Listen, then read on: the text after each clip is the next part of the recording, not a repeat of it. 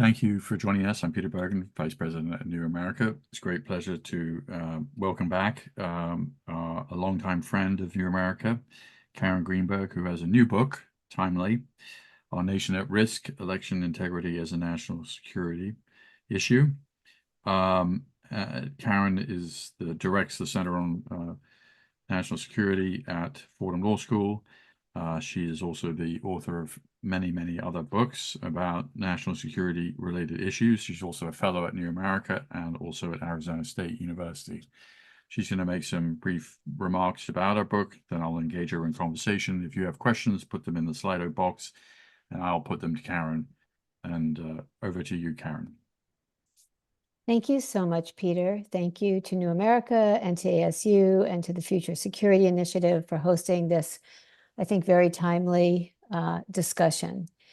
I wanted to start talking about the book to just sort of saying what we meant by election security as a national security issue. So many people think of national security in a limited framework of international affairs, foreign affairs, war and its aftermath. But what's really happened over the course of this century is the expansion of the term national security to include more and more and more threats that threaten not just groups of people, not just swaths of geography, but sort of the nation as a whole. And whether it's climate change or the globe as a whole, whether it's climate change, whether it's pandemic, whether it's internal strife in a number of circumstances, whether it's cyber security issues and cyber threats, it also has come to include in a very large way democracy, that the fault lines of democracy are very much at issue in our national security agenda.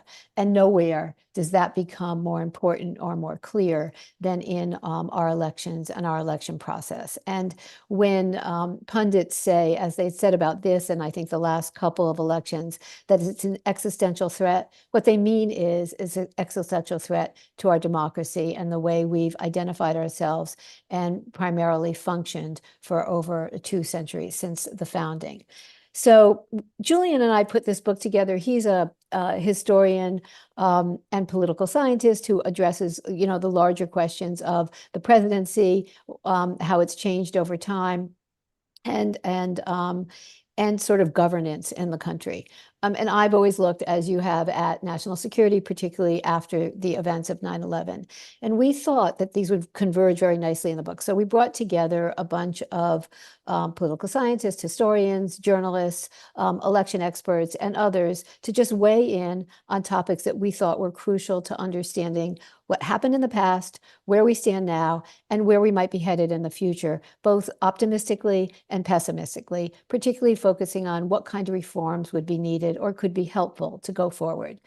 So there are a number of takeaways from this book, and I thought I would just sort of list a few, and then you and I could talk about maybe current circumstances and where this all fits in to, how we perceive this current moment. But I'm going to defer to you on that.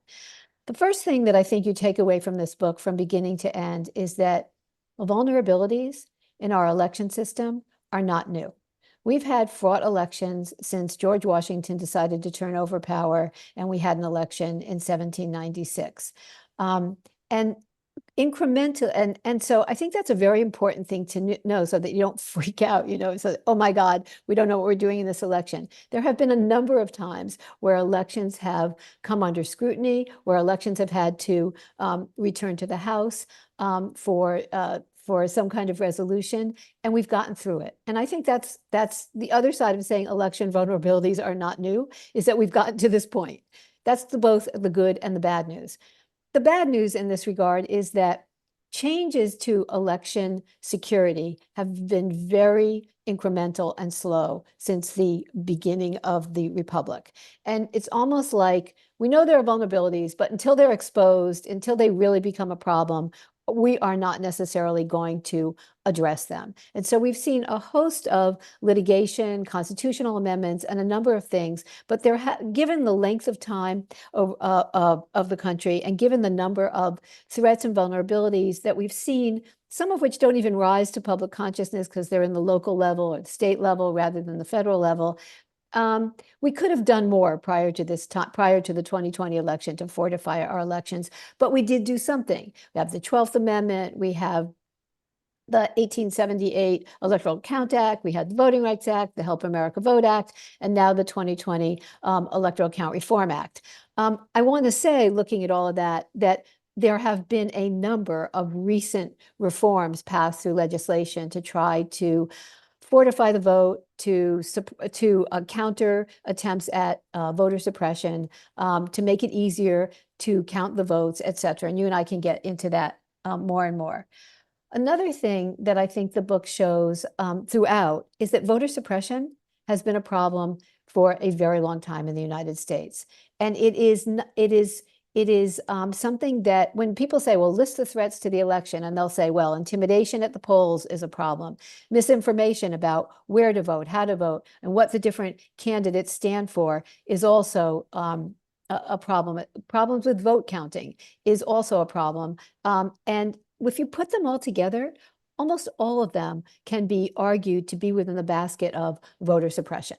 And so I think voter suppression sort of, because we divide it into so many categories, we don't see this as an overall, this overarching category that really is, we're trying to address as a country on so many different levels. And then I think another thing that we might want to mention that comes through in the book is that almost every one of our essayists chose to talk about the Electoral Count Reform Act, which was passed in 2023 to try to avoid some of the problems that emerged so preeminently in the 2020 election, particularly in terms of the processes of counting the vote and streamlining both how you report the electoral count and how to minimize the conflict that could happen once it got to the House. And there are a number of our authors who really think that it took many steps in the right direction, although it may not be perfect. A final takeaway I think that we can talk about, and I think that if you follow Mark Elias or the Democracy Docket or other places that are focused on this, is the role the courts are playing and can play, and how that is pivotal to what's going on with our elections, our election integrity, and our election security. Trump lost 64 of 65 challenges the last time around. This time, the RNC, the DNC are filing suits all over the place.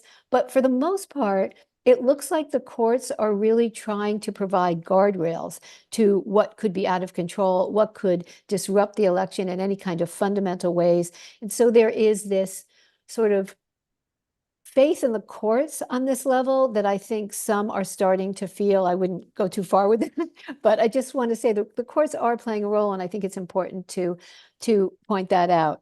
I think overall, you know, if you turn on the news, if you talk to people, there's a lot of dismay, downright depression about what might happen within the next couple of weeks, what might happen on election day, what might happen after election day. I think that when you think about elections, you want to divide them into basically 3 periods of time. One is where we are right now, before the election, the run up to the election, and election day. Sort of one category of how to think about election security. Another one is what happens after the election. How does the electoral count vote process go? How does the electoral ballot counting go in each state? How does that period of time take place all the way up until the January 6th event that we do not want to see repeated from last time? And then there is that event, the certification of the vote. And so I think in terms of election security, looking at each one of these distinctly and discreetly can help us understand where the fragility is and what's been taken place, and to fortify things. And I think on that level, it's important to note that although the states have the absolute authority to administer their elections, the federal enterprise has the authority to, and Congress in particular, to have the laws that can be challenged in the electoral process and that can be strengthened in the electoral process. And this is why the courts fit in, that there is a role for the law, the federal laws. There is a law for Congress. There is a law for the courts. It's not for the federal courts. It's not just on the states. And we can tend to lose that. And I think that's one of the reasons that there's a lot of despair out there. If something is done unconstitutionally, it can be challenged. Okay. And so I know this all takes time, but I think that's an important thing.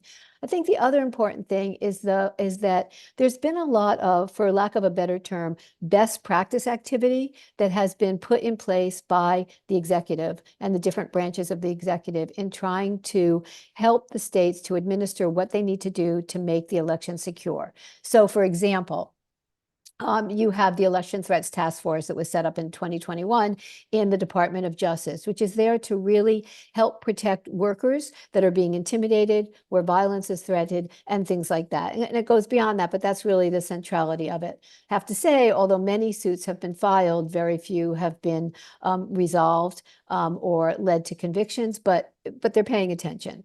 I think there's also grants available to help states fortify the elections in terms of violence and more. And I think there's a lot of information that's been going out about what do vulnerabilities look like within the cyber realm? What would a hack, how do you deal with a hack if you see it?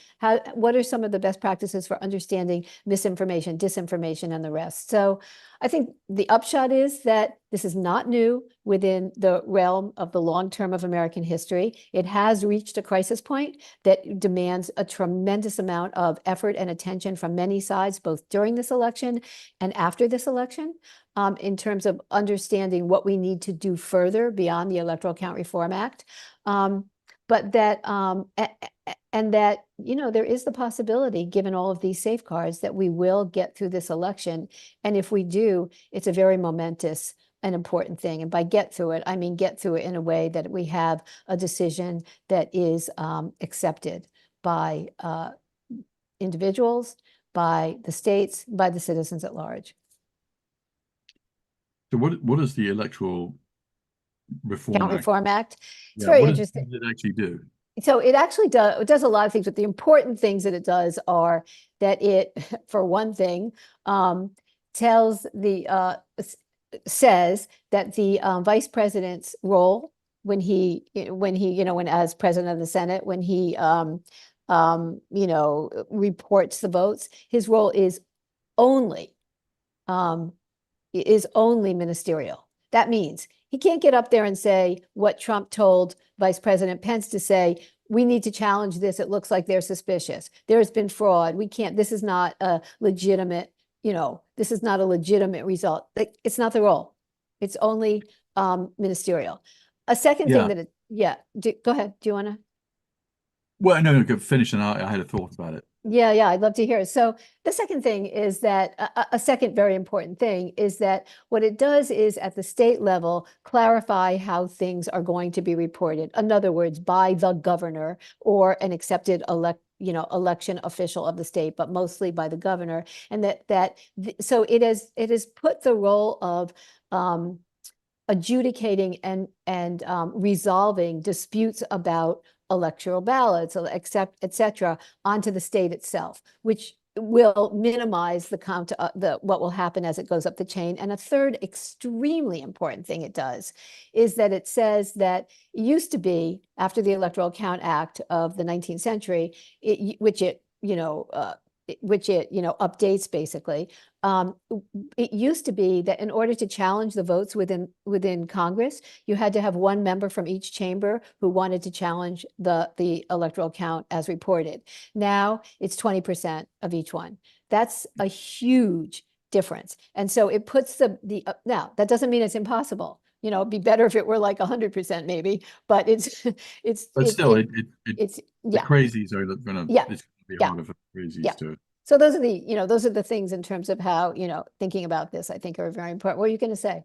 Well, I was thinking about Rudy Giuliani, who's been ordered to hand his penthouse over to the two Georgia state election officials that he slandered and defamed. Yeah. And it gets to a bigger question, which is, after January 6th, there were more than 1,000 cases, 800 convictions. These numbers may be a little dated because I haven't looked at them in the last few weeks, but some of those convictions were up to 22 years for the leaders of the Oath Keepers, the Three Percenters, and so to me, this does seem to have a pretty powerful demonstration effect. Uh, if you start making false claims, you could have your apartment taken away, and $150 million judgment against you, as happened with Rudy Giuliani. Or you could go to prison for 22 years if you assault a police officer on the Capitol. So I don't doubt that, members of both parties are more prepared to use violence, according to polling, than has been the case in the past for political purposes. And of course, Trump has a record of inciting this kind of violence. So, but on the other hand, people must be aware that two things, I guess. One, the Three Percenters, the Oath Keepers, these were organized groups, and those groups and their leaders have been sent away to prison for a long time. Mhm. The January 6th people who attacked on January 6th, some of them had a plan. They were dressed in tactical gear and they were in formation. And there were other people who just kind of got caught up in the sort of excitement of the mob. And probably not any were otherwise law-abiding citizens who probably wouldn't have done anything so stupid. But so the point is that there have been a lot of prosecutions. They've been in the news a lot. Do you think that this will reduce the possibility of violence around the country should Trump lose? And also, do you think that there's a possibility of left-wing violence if Trump wins? After all, there's been plenty of left-wing violence in the past in this country, particularly in the 1970s, but there was, so what do you assess the likelihood of Violence? violence after November 5th? I'm worried about it.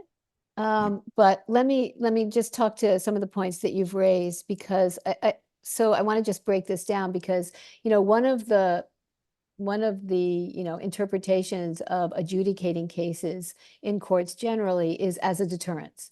This is what will happen to you if you do X. So there are really two parts of these, over 1,000 cases that have been brought before the courts to the people who belong to the groups that you mentioned. And one is punishment for those individuals for what they did. But another is, there's actually three. Another is deterrence for those who might want to do it.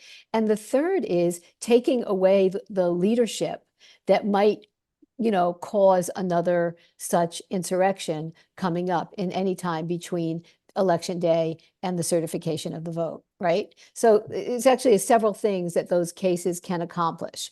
Do I think that that's going to matter? Do you think there are, and remember that many of the people that came to the Capitol were not the leaders of anything. They were people that sort of were part of the group, but even it was a very amorphous, very hard to they didn't get together all together. They were from all over the country. It was very amorphous anyway.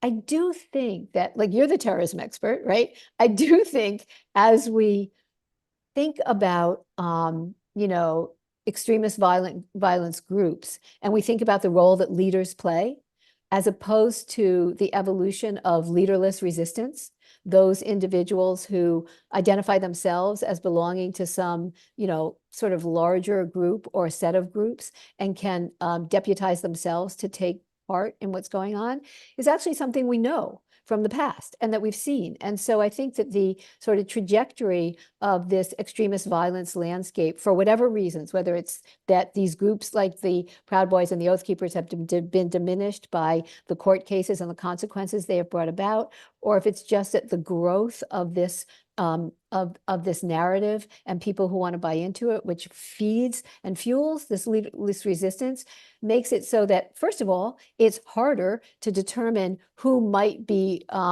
grouping onto this, because they're not necessarily in groups. We know this from how leaderless resistance poses a challenge to the powers that be anyway. So and in terms of left-wing violence, I think I wouldn't even say left-wing violence. I would say non-Republican violence. People who are, so left-wing kind of like puts it over in the far left. don't know, but I think that there's one other thing you have to factor in, which is what will be the government's response? Mm. What will be and that's so what will that be? And look, that on January 6th, um, if you compare June 1st of 2020 to January 6th of 2021, and you saw the numerous law enforcement agencies show up at Lafayette Park, right? And how many were there? And they included all different kinds of groups, from the local police to nearby police to the National Guard from a variety of states, et cetera, et cetera. Where were they on January 6th? What happened? Well, one of the things that happened was that the president made it sure that he had command of the people in charge of the various parts of government that would have responded. Other things happened too, in terms of miscommunication, processes that weren't put in place in terms of how the Capitol Police asked for the National Guard to come, and all that, having to go to the Capitol Police Board, having to go through that. But the fact is that having Biden in office and is very different than having Trump in office, who wanted to disrupt the process and therefore knew how to take the bureaucratic measures that would mean there would no response. So I know that I'm kind of talking about two things, but I do think that separate from, right-wing response, left-wing response, one thing to think about is the balancing role that the federal government, if they've thought about this carefully, which I have to imagine they have, can play in sort of letting the powers that be work as they're supposed to work, and not ahead of time interfering and then superseding any kind of constructive response. Comment on that, which is when I was on Capitol Hill when Netanyahu spoke, and I mean, I have never seen it more locked down. So I mean, that was a dress rehearsal for this. The whole Capitol complex, several dozen acres, was an unscalable 7-foot set fence was all around it. Every street around the Capitol was blocked out. You could not move. And so I would anticipate something very similar. So let's assume that given the kind of security measures in place at the U.S. Capitol, it's unlikely to have a January 6th rerun. But there was sort of people invaded the Michigan state capitol. People plotted in a kind of to kill the Michigan governor. Mhm. There are other responses. So unfortunately, I personally think that you mentioned leaderless resistance, and for those who don't know, it's a particular term of art that was invented by a guy called Louis Beam, who was a right-wing extremist in the 1980s. And he pointed out that far better, instead of having organized groups, just have a leaderless set of people who have these sets of views, and it's much harder for police to penetrate and for people to be informants, et cetera, et cetera. And so I do anticipate the leaderless resistance, or leaderless resistance by its nature is not going to produce an organized attack. So the threat level is lower, but it's more dispersed and it's harder to kind of penetrate or see what's going on. So that to me seems the most likely thing, which is the outbreaks of spontaneous violence around the country that may not be of a large scale. But let me ask you. You mentioned the role of the courts, and I was interested in seeing. So Georgia said there would have to be a hand count, which would A, take up a lot of time, B, is less accurate, generally speaking, than a machine count. And since Georgia is a swing state, would have probably delayed the results by quite some period of time. Now, a federal judge has reversed that, as I understand it. So as I understand it, there won't be a hand count in Georgia. So that's probably a good thing, right? Because it's going to reduce the amount of delay and uncertainty. Am I thinking that am I correct on that? Yeah, I think this was within the state system, actually, and that's right. And so that's been Yeah. yeah. And so that there was it was the state Supreme Court, that reversed it. And I think, well, are you asking me, is that a good sign? It's a very good sign. Yeah. And I do think, look, but it does point to this other issue, which is the issue of timing. For those states that don't count their mail-in ballots, their absentee ballots, et cetera, until after the polls close, until election day, election night, whenever, it really is going to delay the count. So the idea that we're going to actually know, unless there's some kind of very large win, that we're going to know by election night, it makes it makes that a very vulnerable period of time Do until you we, have a, because last time when Biden was elected, it was Saturday before we knew, right? I know. So that was so all of Tuesday, Wednesday, Thursday, Friday. So it's 5 days. It's not a Yeah, short 5 days. period. So, I mean, do you have any kind of guesstimate, understanding it's a guesstimate about when this might be resolved, assuming that it's pretty close and that there is, some challenges of one kind or another?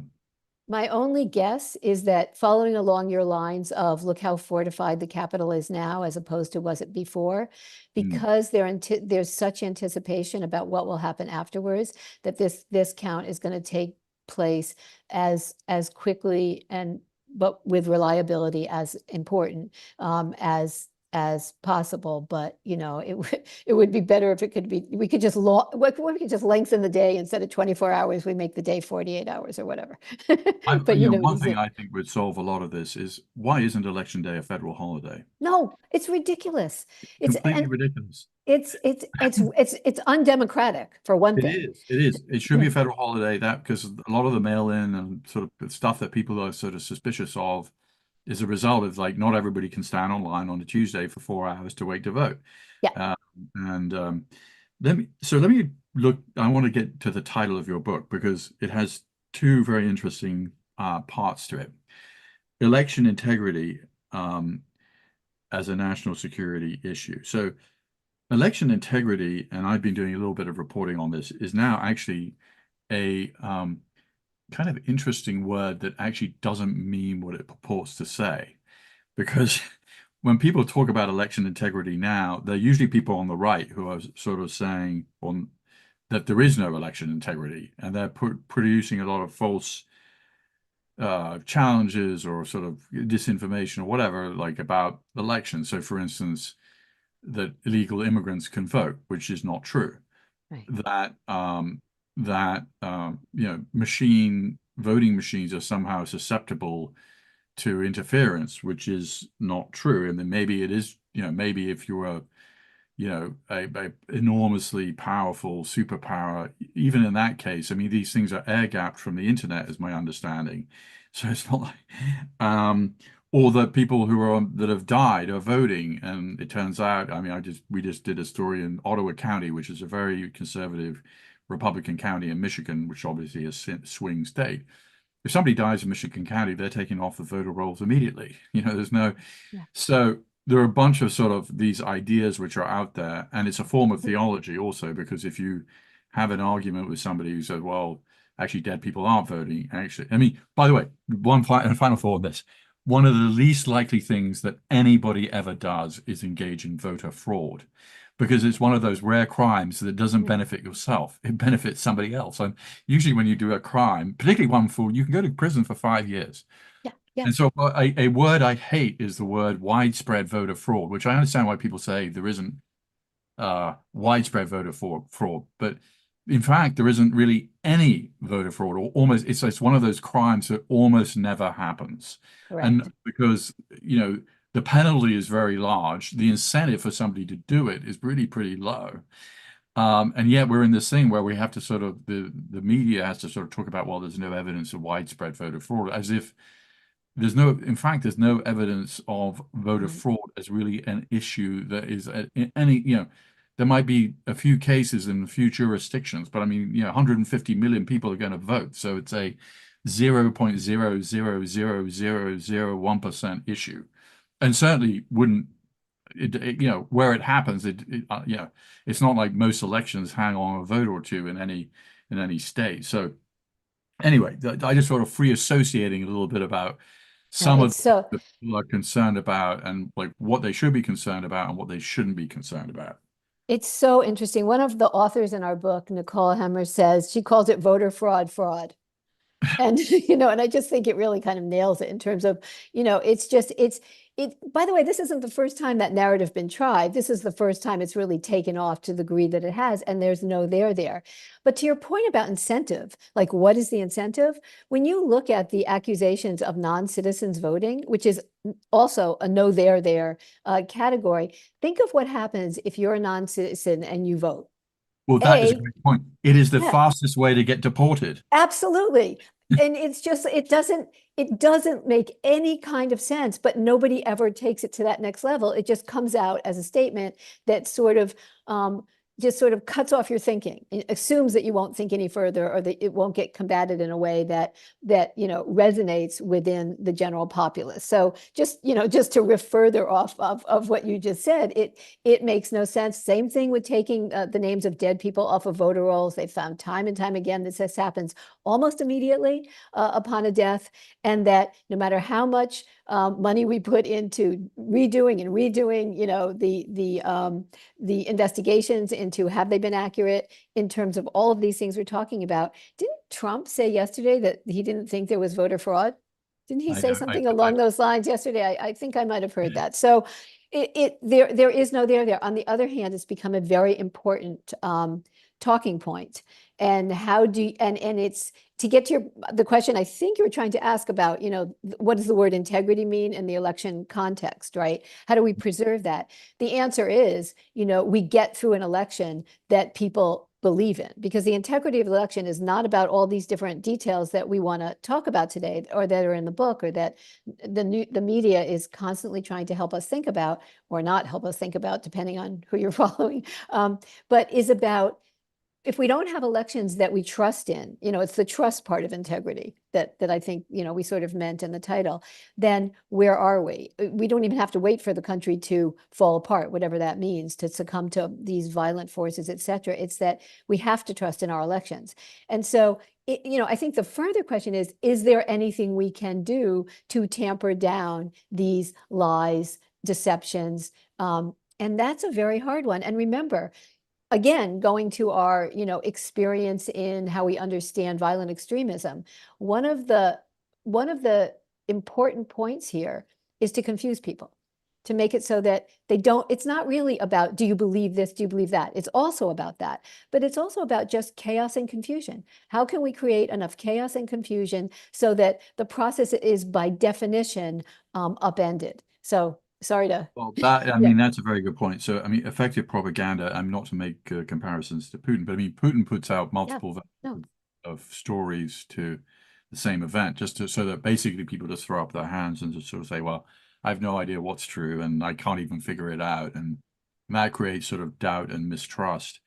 Um, It's not just Putin. It's yeah. also the history of strong men throughout history, and I don't want to, I don't love making these comparisons to the past, but this is part of the fascist handbook, is just to, when Kamala says we're exhausted, one of the things that we know in studying, the rise of fascism is that exhaustion played a huge part. It was just like, let us alone, stop it. Stop with making us fearful every time we go outside of our house. We just don't want any part of it. Leave us alone. And so there's also that part of chasing people away from investing in the system and wanting to participate in the system. I'm sure you saw General Kelly's comments to the New York Yes, Times I did.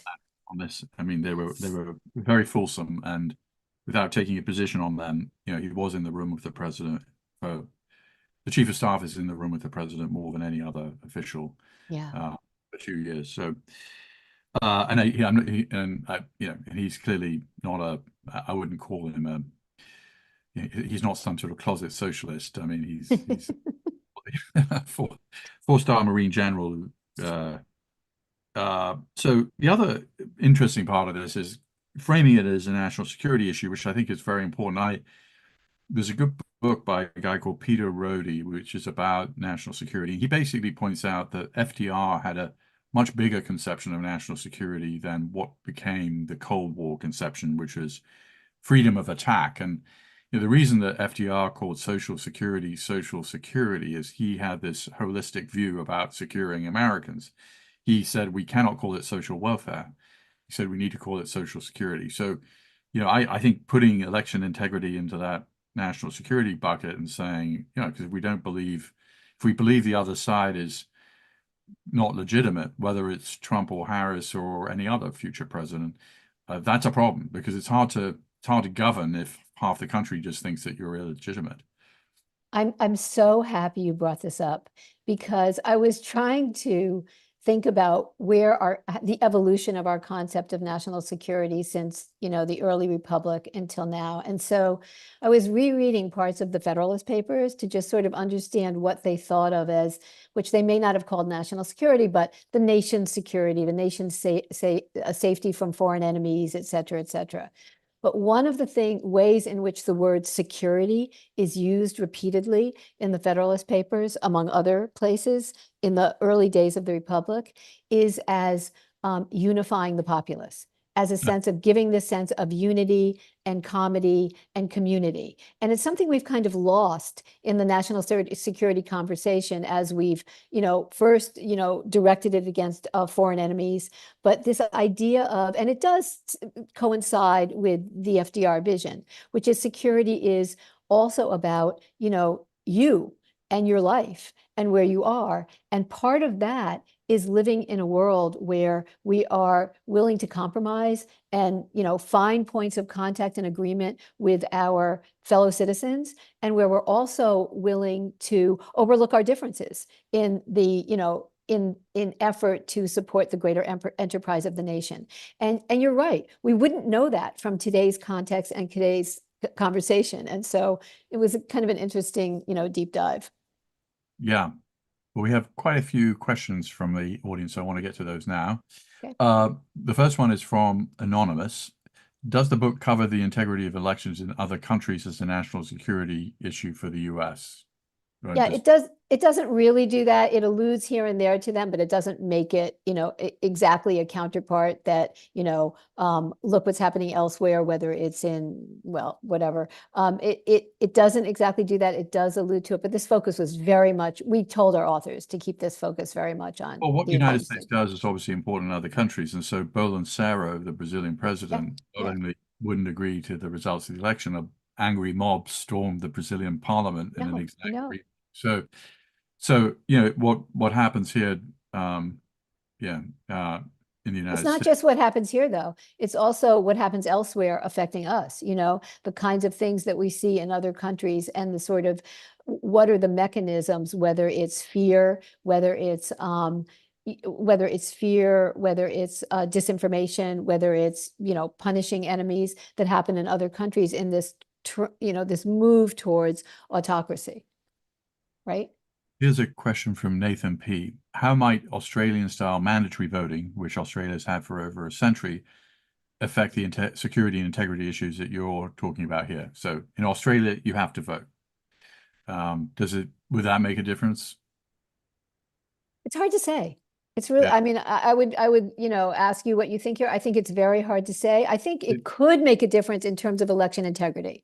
It could make a difference in terms of, in the perception of whether our elections, are fair and free, et cetera. Yeah, one thing about this election, I mean, and I think it was true in 2020, because it's so contested, there's like American voter turnout is now, at Amazing. unusual levels. I mean, Mhm. usually American voter turnout is not particularly impressive, but we've already had 18 million people vote Yeah, it's amazing.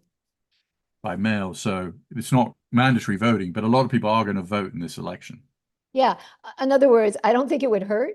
I'm not sure it would, deter the forces that are wanting to undermine it, but it would certainly address some of the issues that we're dealing with. Yeah. Yeah. This is a good question from Jack Krupansky. How do we deal with misinformation when so much information is subjective and value-based and subject to dispute, at least for one side, if not for the other, which I think is a brilliant question because Yes. it gets to a lot of what Elon Musk is talking about. It's a question that, is confounding for the wherever you are on the political aisle because one person's misinformation is another person's objective truth. It's such a great question. And don't you wish we had the perfect answer? Like just take this vitamin every morning and it will go away. But I do think I'll tell you, there are some ways to think about that are not easy answers, but are involve a number of things sort of coalescing with one another. And one is, how do we understand, first of all, that there is disinformation? That's a big step to saying that we know that. right? Then the question is, do you care if it's disinformation? Which I think is part of the problem. Do you actually care, or do you just want so much the talking points that you need for your side? So one of the things for countering disinformation is basically to say, I'd really not like to be in this sort of cult society, in this, divided society. I hear that, but I'd kind of like to hear the other side. If there would be a way to encourage that, it'd be a way. So, and it's not about critical thinking skills, which I hear that, teach better critical thinking skills. Are you kidding me? I think there's a way of just saying, look, it might or may not be a valid point, but I'd kind of like to hear the other side, and sort of encouraging that. Do you want to hear the other side without embattling it on every single front would be one way forward. Now, how you do that, you need to have some safe spaces, like think tanks and universities that allow you to have that conversation. But I wouldn't minimize how important that could be. Yeah. So this is another good question from Jack Krupansky, and I maybe also sort of follow up with how we think about the Election Reform Act of 2023. So his question is there a risk to public confidence in election integrity if even a single voting measure is passed with only a relatively slim majority vote?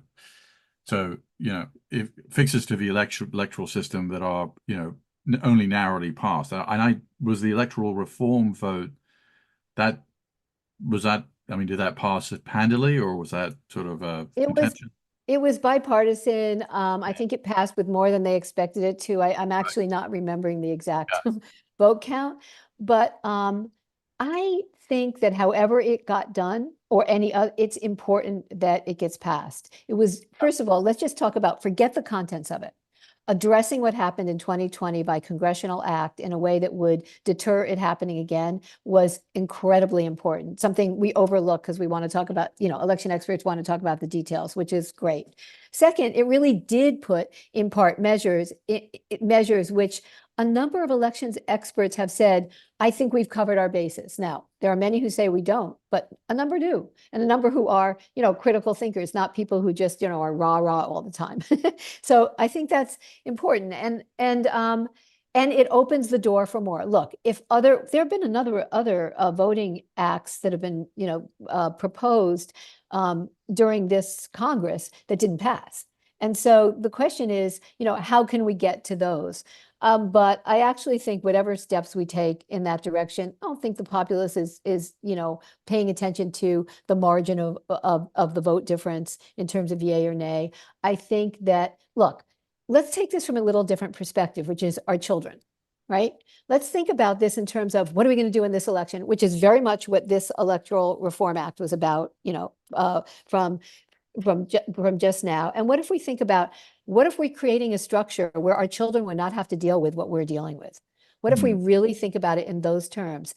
And therefore, any kind of incremental, fortification, strengthening, making more robust the system itself is very, very important. And so and that's Well, kind of how I got like a to think. question on that, along those lines. The United States routinely sends election observers to other countries. I Yeah. don't think we're in the habit of, maybe, but I mean, that is something that I think other countries welcome.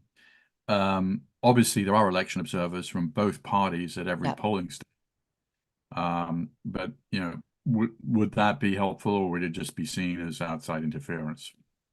I think it would be more divisive than not. I agree. I wouldn't recommend it. Yeah. Yeah. So here's another question from the Jack Krupansky. Does international law permit countries to offer support or endorse candidates in foreign elections? Is there a clear line that can't be legally crossed? And so a follow-up to that, I mean, I don't think it's a secret that Netanyahu appears to favor Trump. Right. I don't think I mean, I don't think there's anything to prevent him from having that preference, right? I don't think there's, No. Yeah. I mean, what are we going to say? yeah. Right. No, I mean, yeah. I mean, foreign countries cannot interfere with the process itself, whether that's by misinformation, disinformation, etc. I Well, mean, we call it foreign malign influence, and no, you are not allowed. yeah, And what's interesting is at the federal level, in terms of just national security attentiveness, the issue of foreign malign influence is really at the very top of the list. There is tremendous attention being paid to it, concern about what it can do. And that doesn't really mean, the head of a country coming out and saying, I really want Trump to win this election, because that often doesn't even happen in the most, obvious way and transparent way. But it really And has and to, on the flip side, also, I mean, I don't think it's pretty clear that a bunch of NATO countries probably would prefer Trump not to win this election. yeah, and are very worried. And Yeah. have expressed their worry, not just that they, so yes, but I do think this idea of, foreign malign influence, which we've been hearing about in the past, has really come to a head in terms of national security efforts to deter it, disrupt it, identify it coming into this election. And so we'll see what happens. So the another question from Jack Krupansky, which is sort of the reverse of this, which is another good question. To what extent can the US influence elections of other countries without seeming to interfere in the election integrity of those countries? That's a funny question, because one of the essays in the book is about it's a very interesting book by the historian Jeremy Surrey, who's at the University of Texas. And one of the things that he talks about is the way in which the template for foreign interference that the United States is now struggling with by state actors was designed, set, implemented, and carried further by the United States, and that Yeah. we're reaping To the include coups. yeah, exactly. So, and that we're sort of reaping the results, and he does it in a very responsible way, I have to say. It's a really good essay, and sort of how we're sort of hoisted on our own petard Yeah. in a sort of way, which is that, we've known how to do this, and some of it's overt and some of it's subvert, and some of it, it involves a whole range of techniques for subverting elections, displanting leaders, supplanting processes. So I just wanted to point that out. It's a good Yeah. essay. From Anonymous, does Trump's willingness to indicate he would pardon people who create violence to support his cause give incentives for others to act? So he has publicly said that he would, Yeah. the J6, that he would pardon a lot of them. Didn't he compare the January 6th who had been convicted or in jail to Japanese who were interned in world? Didn't he do that? He compared them to hostages. Oh, to hostages? Yeah. No, but I So, think yesterday he took it, whatever. but he You're may, he may have. No, but he yeah, certainly compared them to hostages in the past, that which I is remember. I think one of the interesting things going on here is when you coming back to your original question about deterrence and about, does this matter? I think these two things are related. I think that how can you be deterrence if you know you're going to get out of jail? And if you Mm. really believe that, and that this is going to be a successful interference with the election, then it's the opposite of deterrence. It's that, don't worry, I have your back, me being President Trump. If you do this and interfere, there aren't going to be any repercussions because I'm in charge and my Justice Department will take care of you. And so I think that that's the other side of the coin that you raised earlier. From John McAuliffe, could the UN sponsor and supervise mutual disarmament? Meaning, for instance, the US complains of Cuban involvement in our election while funding democracy programs there. And I mean, I think we can extend this to a larger, the United States through USAID or like the National Democratic Institute or the International Republican Institute does a lot of democracy promotion in countries that may find that to be interfering. I mean, it's a version of what you've just already discussed. So one person's democracy promotion might be another person's election interference. Absolutely. I mean, this has been baked into the agenda of the US foreign policy for for a long time, right? And Yeah. we call it under the name democracy promotion. It's basic to how America's operated, particularly in the post World War II era. But Woodrow Wilson, same thing. Trying to say we stand for democracy. We're going to support and help other democracies that want to thrive. Now, what that actually means in practice is that kind of what the question is, or did I miss it?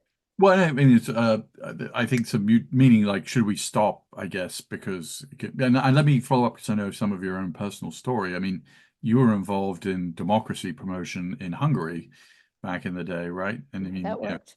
Yeah. and of course, Orban has made a whole career of sort of saying that's interfering with Hungary and George Soros is the devil and et cetera, et cetera, et cetera. He's built up a what used to be a, he's an elective authoritarian, but a lot of his narrative is about outside interference by the United States. Yeah, yeah.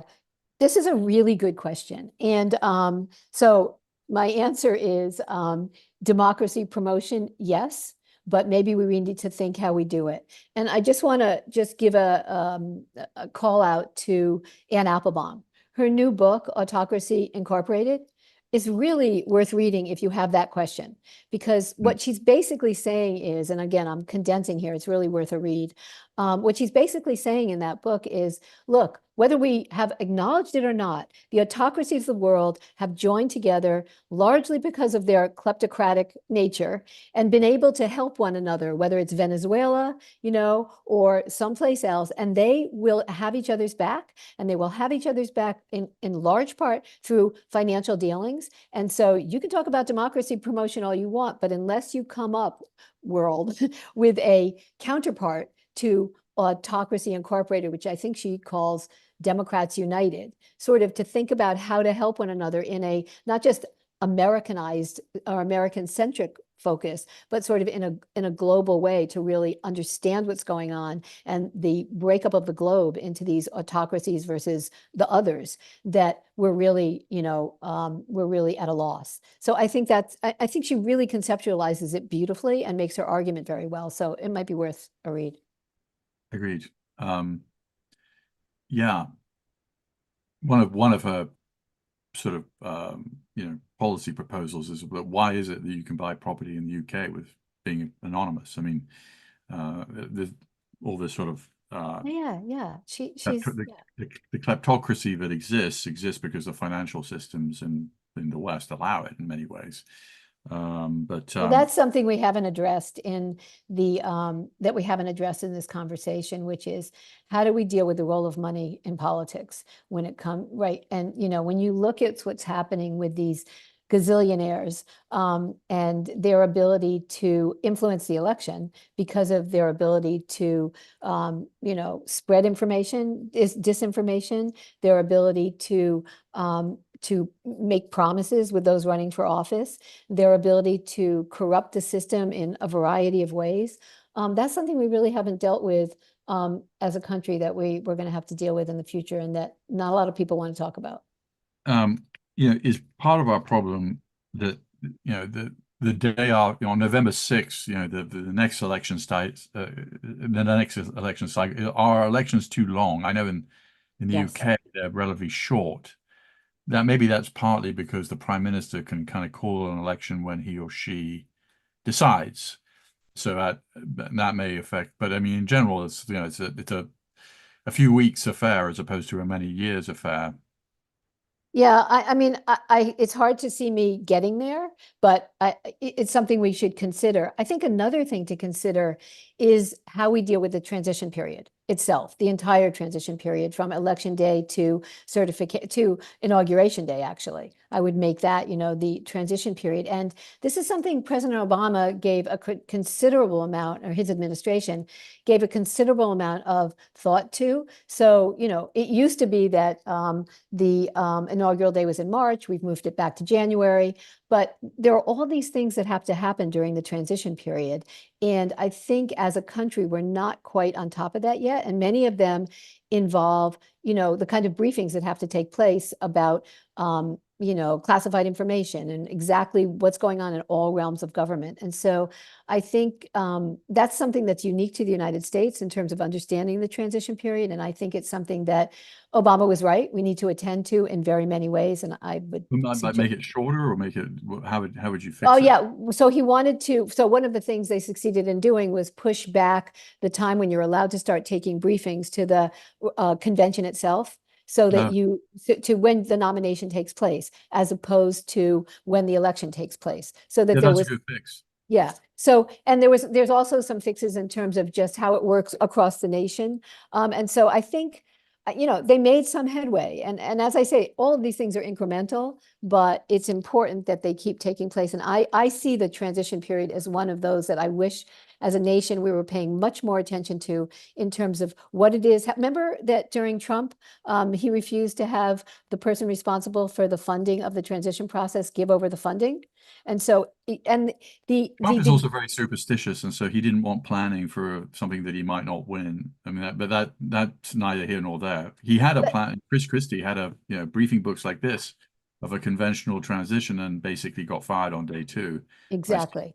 But Um, remember that one of the things that the Bush administration said in terms of talking about their failure to anticipate 9/11, one of many things, was the turn to the truncated transition period that had happened when there was a contested election with Bush v. Gore. And that's one of the reasons that that Obama was paying attention to it. And so when you think about that in the longer term of what it means, when you were talking before about counting ballots and how long it can take and what this means in terms of a contested election, shortening the transition period really comes with some incredibly important decisions about who to tell what to, how to share information, how to get people in place that are going to run the government, et cetera. And well, that's so, a very good point. If yeah, it's a so very if the yeah, election is contested for a very long time, then it makes the transition period rather brief, and that is not a good thing. and it's not good for national security, to get back to Yeah, the yeah, title. yeah. And in fact, people commented on that as at the time, like this Yeah, uncertainty was good yeah, for Korea and China, but not so good for the United States and its allies. Um, no. Let me ask you, well, I just looked up while we were discussing this. You're going to be astonished by this number. The total amount each party in the United Kingdom is allowed to spend on their election is 34 million pounds, Oh my God. which each Wow. party in this country spends in a day at this Yeah. moment. Like, Harris has got Yeah. $1 billion in the bank. And um, Pub yeah, publicly funded elections, yeah. something in the Unfortunately, direct. Citizens versus United, dealt with that, but it could Yeah, be we things. thought.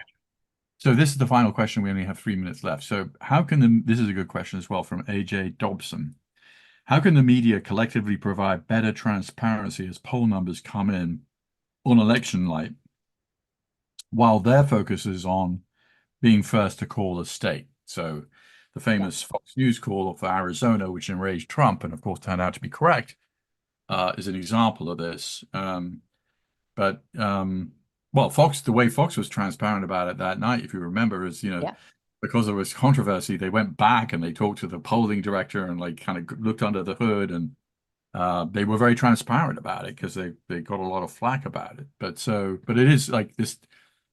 I mean, I read an interesting piece about the Associated Press. I didn't really understand it. I mean, in most states and most elections, the AP makes the call.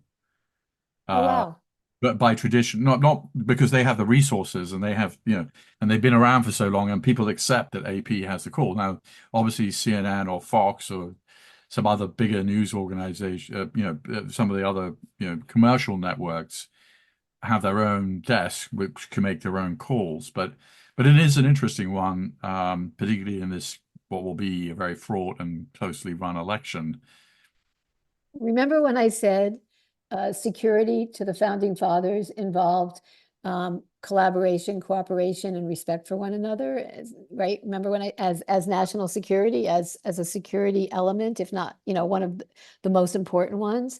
I think it would be really good if the media gave up that who's going to be first to call the election and decide, Never going and to it's happen. never going to happen. But it doesn't, the rush to call the election, remember Gore, who, Yeah, but I mean, but also people are, I mean, I think the media also, at this point, they know that if they get it wrong, it's the worst thing. yeah, yeah. Yeah. I think, and it's dangerous. It's not just, wrong in some kind of, fundamental reputation of the media sense. It's dangerous. And Yeah. so the more we can temper things down, but luckily I'm not in the media and you are. So I put Well, that on you. I don't cover politics. Yeah. Anyway, Karen Greenberg, thank you so much. Thank you for your very timely book. Election security, election integrity is a national security issue on our nation at risk. And if you want to buy the book, it's been available on the screen. You can just buy the book by hitting the buy the book thing on the screen. And otherwise, we will do virtual applause for Karen Greenberg, and good luck with the rest of the discussion around the book. Thank you so much, Peter. Okay, thanks a lot. Bye. Bye.